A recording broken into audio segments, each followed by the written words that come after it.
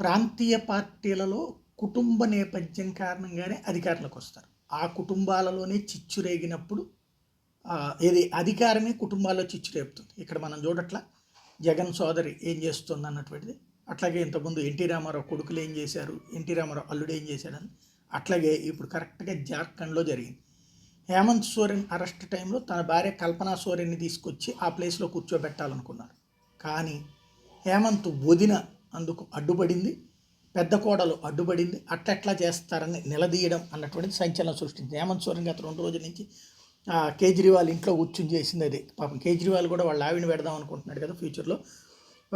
ముఖ్యమంత్రి పదవి మీద సోరెన్ కుటుంబంలో ఇంటి పోరైతే బయటపడింది. హేమంత్ సతీమణి కల్పనా సోరెన్ ముఖ్యమంత్రి చేసేందుకు తాను వ్యతిరేకం అంటూ శిబు సోరెన్ పెద్ద కోడలు సీతా సోరెన్ బహిరంగ ప్రకటన చేశారు.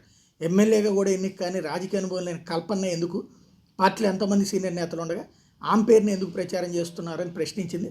కుటుంబం నుంచే సీఎంని ఎన్నుకోవాలంటే ఇంట్లో నేనే సీనియర్ని, 14 ఏళ్ళుగా ఎమ్మెల్యేగా ఉన్నాను, ఆమెను ముఖ్యమంత్రి చేయాలని ఏ చర్యనైనా గట్టిగా నిరసిస్తానంటూ డైరెక్ట్గా అఫీషియల్గా చెప్పేసింది సీతా సోరెన్. దీంతో చాలా గందరగోళమైంది. చివరికి హేమంత్ని రాజీనామా చేయించడం అన్నటువంటిది తప్పనిసరి అయింది. At the same time Champai Soren ఆ పార్టీకి సంబంధించినటువంటి సీనియర్ నాయకుడు శిబు సోరెన్కి సన్నిహితుడిని తీసుకొచ్చి ఆ పోస్టులో కూర్చోబెట్టారు.